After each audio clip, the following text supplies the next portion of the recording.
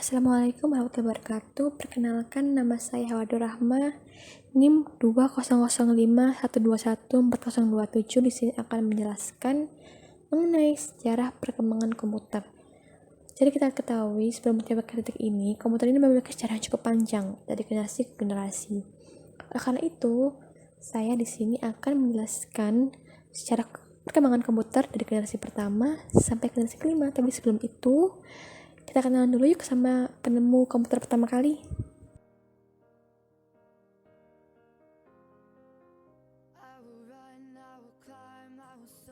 Jadi penemu komputer untuk pertama kali yaitu Charles Babbage.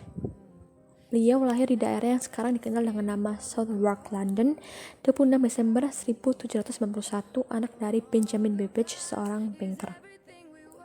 Kelebihannya dalam matematika sangat menonjol. Saat memasuki Trinity College di Cambridge tahun 1811, dia mendapati bahwa kemampuan matematikanya jauh lebih baik bahkan daripada tutornya sendiri.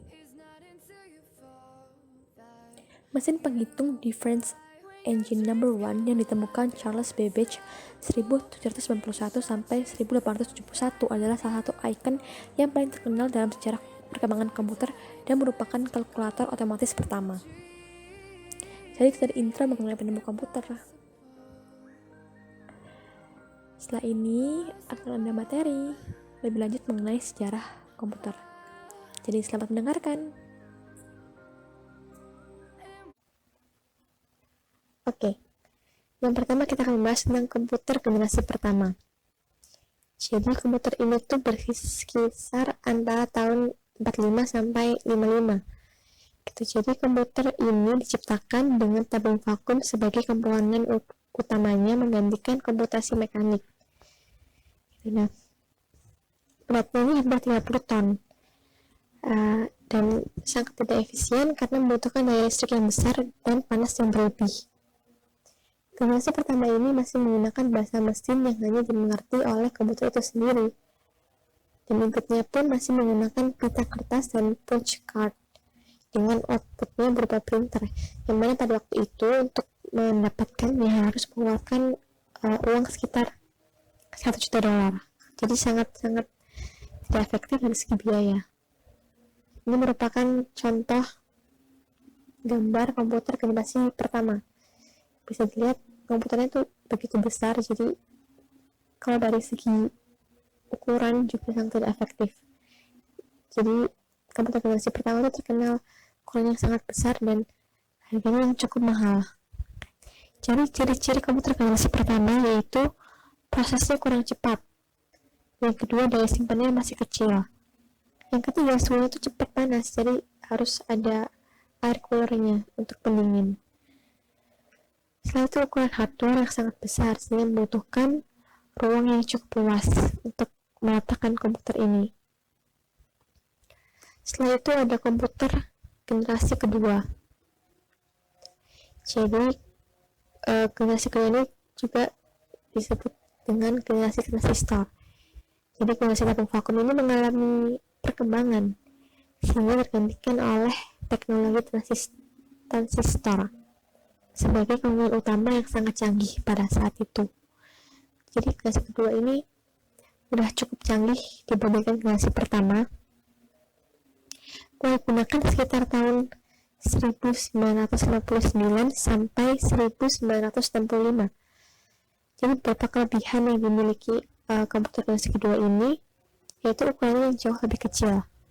Yang kedua, tidak terlalu panas dan minim tingkat kegagalan.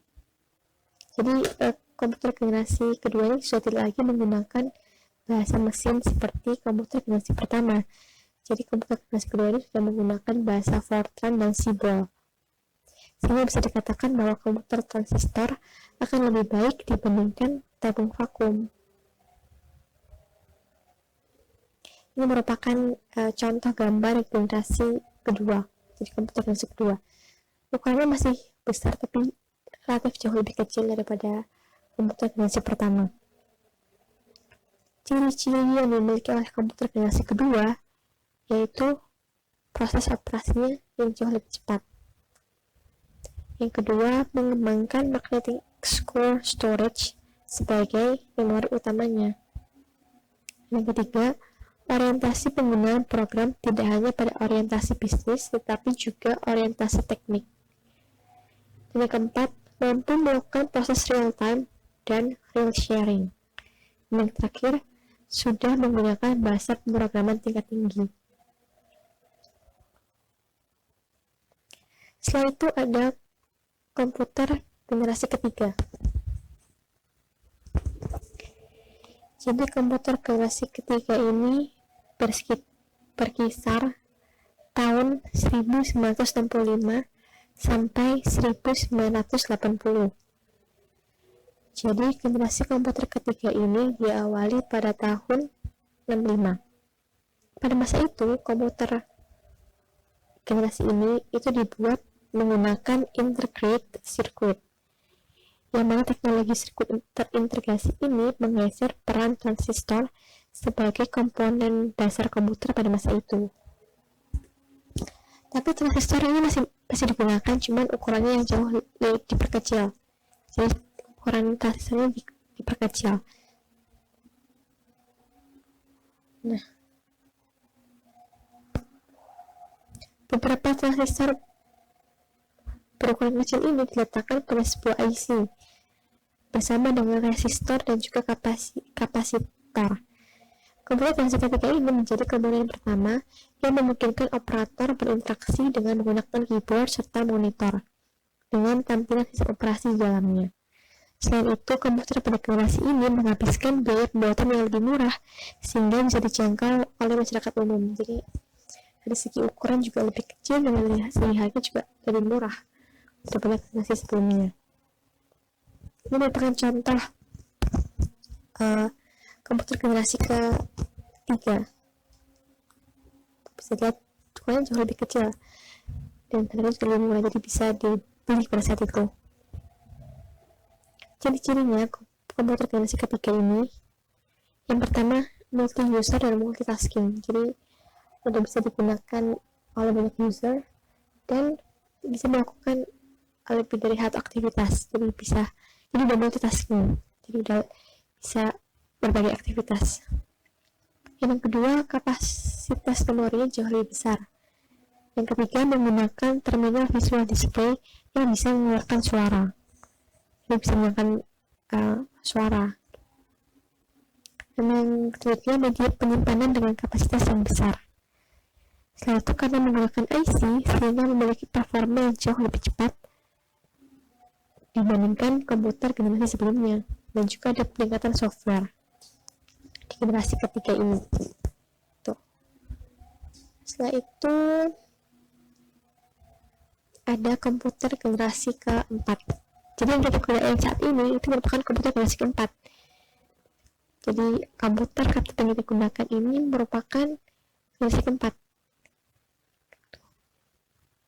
yang mana generasi keempat ini dibuat dengan menggunakan komponen dasar yang punya nama mikroprosesor. Jadi chip mikroprosesor ini di dalamnya memiliki ribuan transistor serta beberapa macam elemen sirkuit yang lainnya di mana saling terhubung satu sama lain. Perkembangan komputer generasi keempat ini dibuat dan dicetuskan oleh Intel, salah satu perusahaan teknologi yang menciptakan chip Intel 4004 yang kemudian menjadi cikal bakal komponen inti dari perangkat komputer. Sedangkan yang menciptakan komputer modern untuk pertama kali adalah perusahaan IBM yang didesain khusus untuk penggunaan rumahan. Jadi komputer-komputer yang hanya digunakan oleh skala rumahan, jadi mungkin digunakan oleh perorangan. Lalu menyusul Apple dengan komputer Macintosh-nya pada tahun 1984.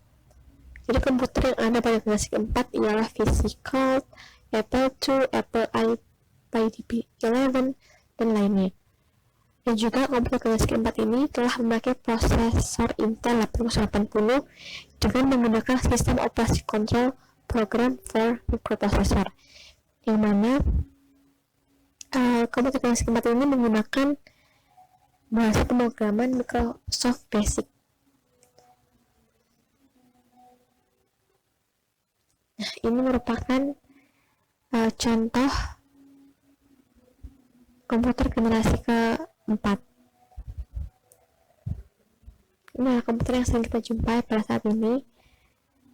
Jadi komputer kita itu merupakan komputer generasi keempat.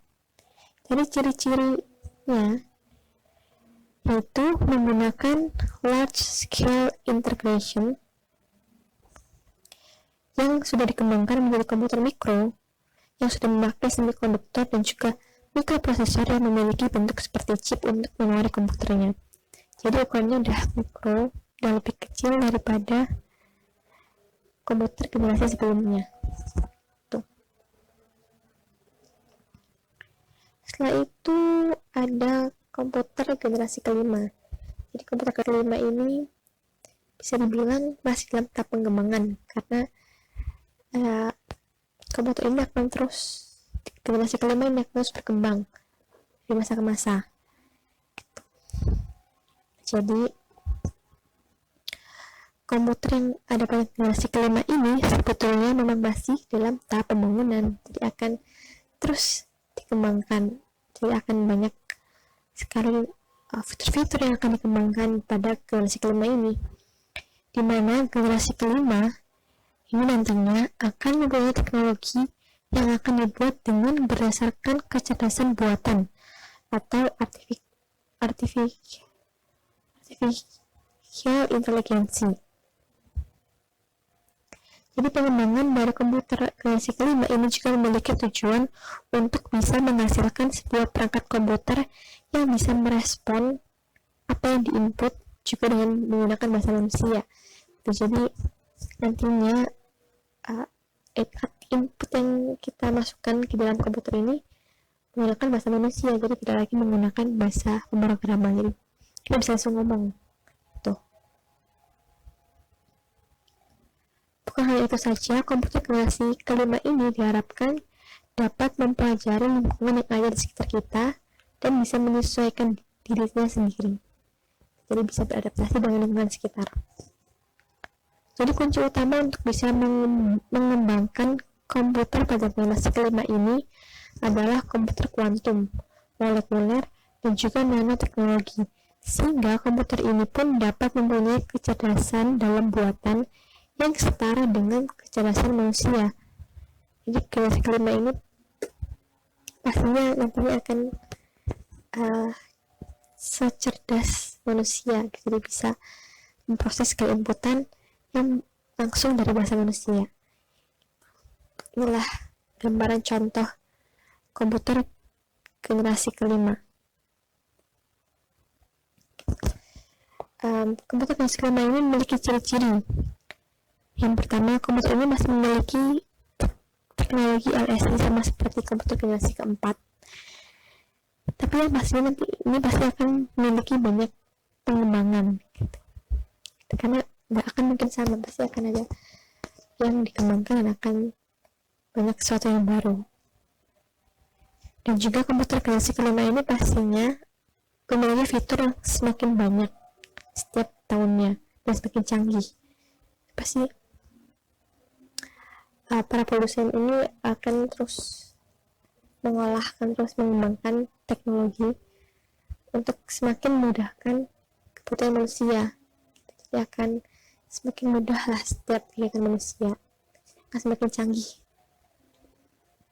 Dan pasti juga akan jauh lebih cepat untuk pemrosesan informasi. Jadi, ya semoga komputer generasi kelima ini benar-benar bisa sesuai dengan apa yang diharapkan, yaitu dengan menggunakan kecerdasan yang setara dengan kecerdasan manusia. Oke, that's it. Sekian penjelasan saya mengenai sejarah komputer. Kurang lebihnya mohon maaf apabila ada kesalahan kata, materi, atau apapun itu tidak disengaja. Mohon maaf. Terima kasih atas waktunya. Terima kasih sudah menonton. Thank you for watching.